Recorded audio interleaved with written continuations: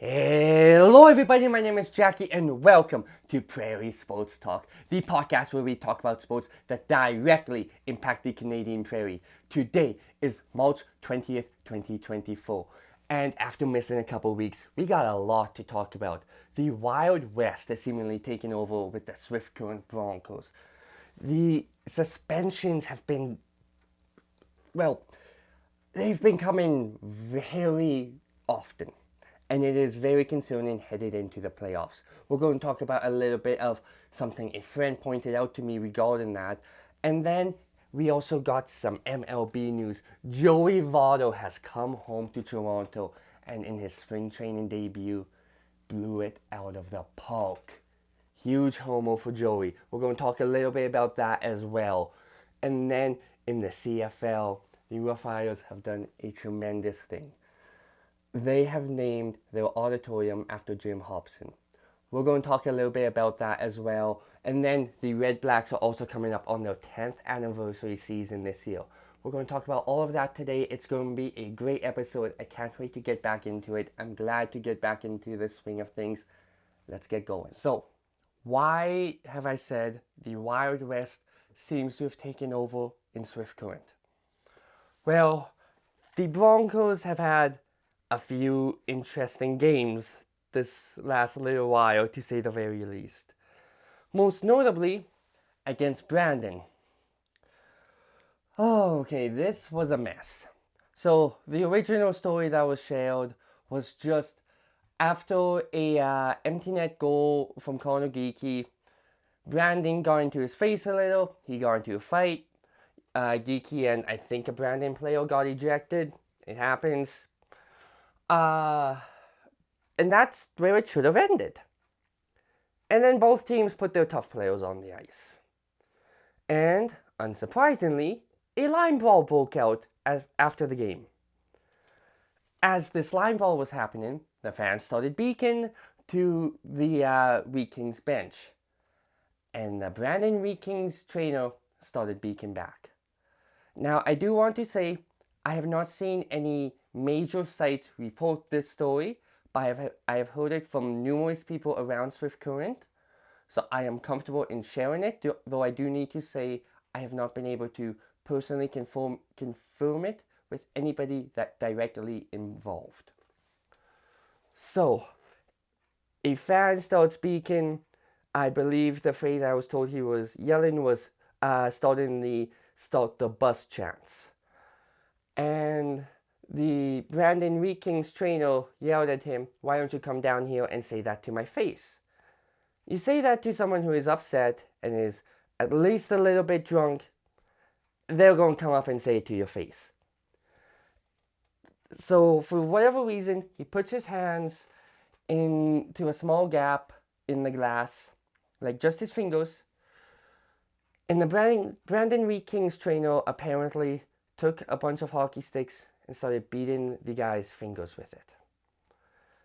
The guy might still lose his fingers. He got at least a dozen stitches on his index finger because of it, and he might still lose it.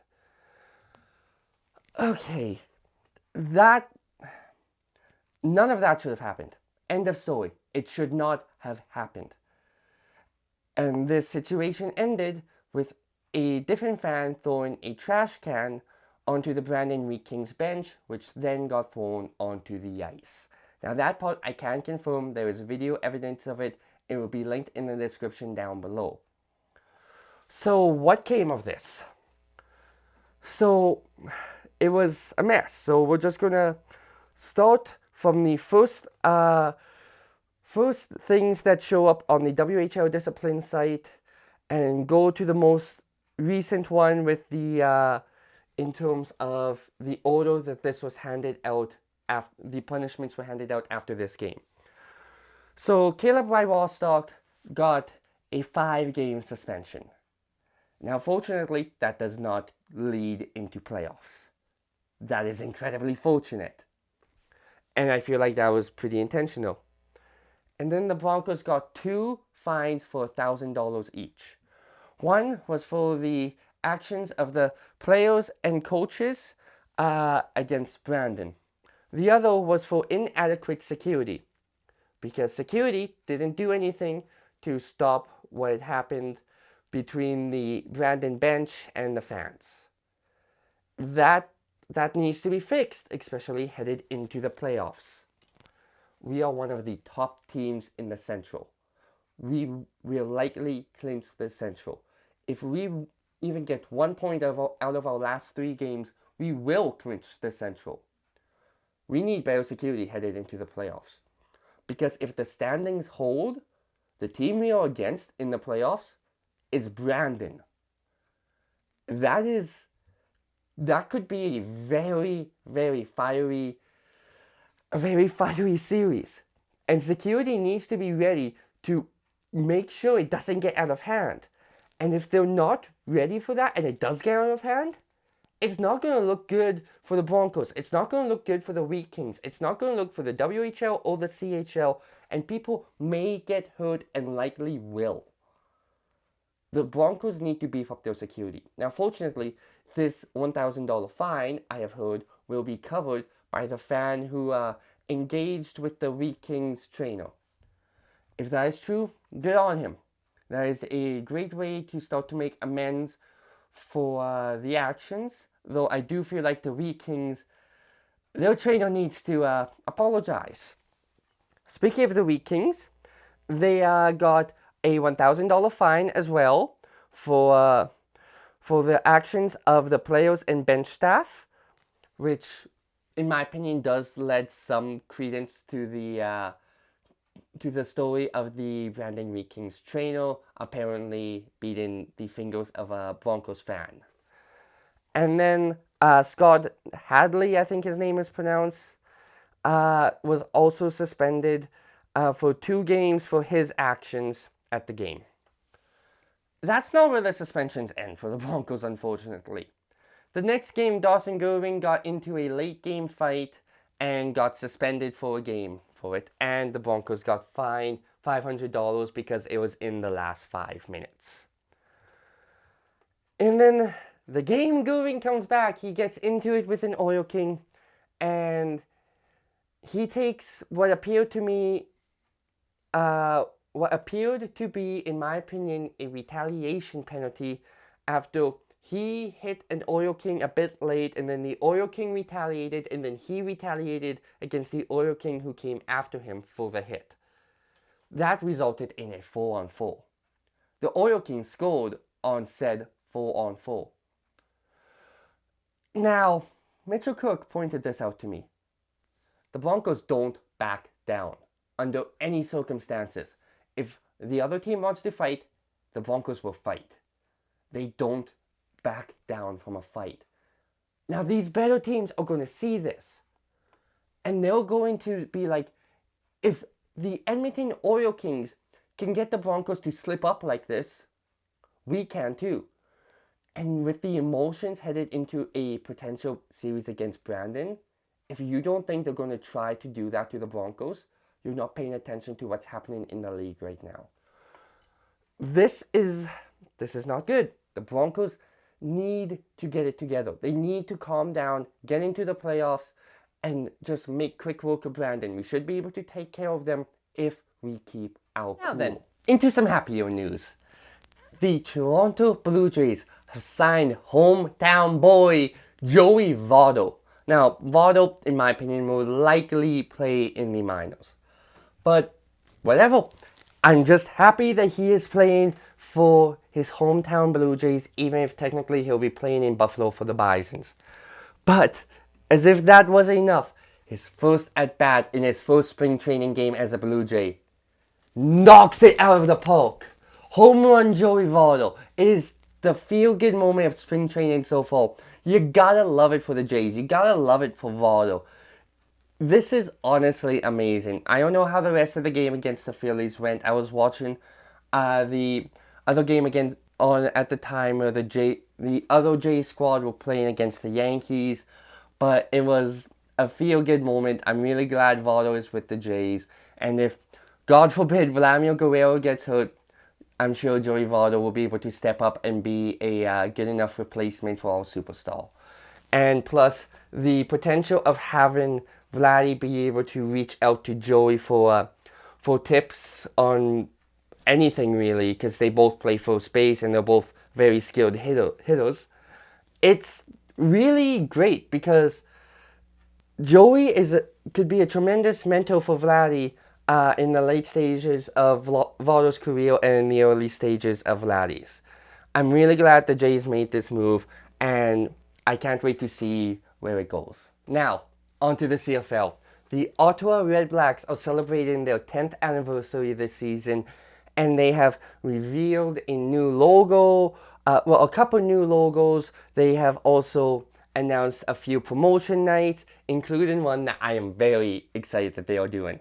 So, a few years back, an offensive lineman for the Ottawa Redblacks, after a touchdown, ran down to the end zone, grabbed a beer, and chugged it. I'm not kidding. I will link the video in the description down below. As people kept putting it, John got a beer. John ran over to the end zone, got a beer, chugged it in the middle of a game, smashed the can on his helmet, and the rest is history. It is one of the funniest moments I've ever seen in CFL, and that really says something because the CFL has a lot of funny moments like that throughout history, and I like to go back and watch the ones I can because, I mean, why not? They're great, and it's a good pick-me-up when I'm feeling down. Just before I start to wrap up this video, I want to talk a little bit about the man who took the Rough Riders from a franchise that was saved by a telethon less than 10 years before and turned them into the flagship franchise of the CFL. Jim Hopson. There is a lot to say about such a great man.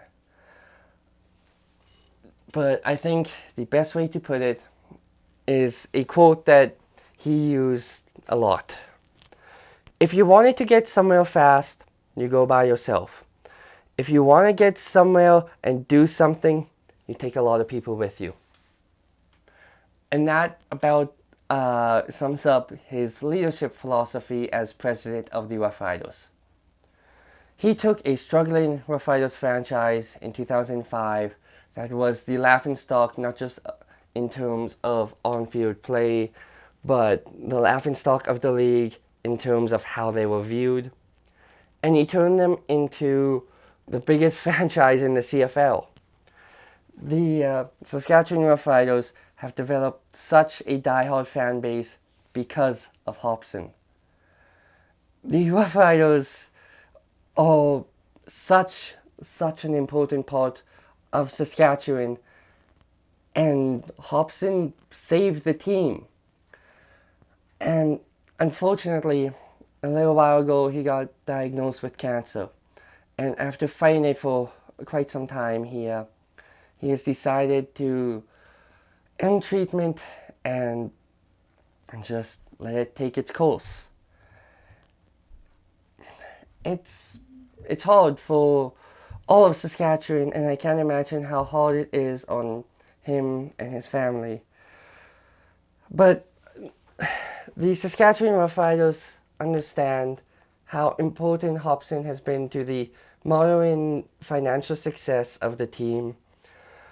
So they did what they could, and they named the auditorium in Mosaic Stadium after him.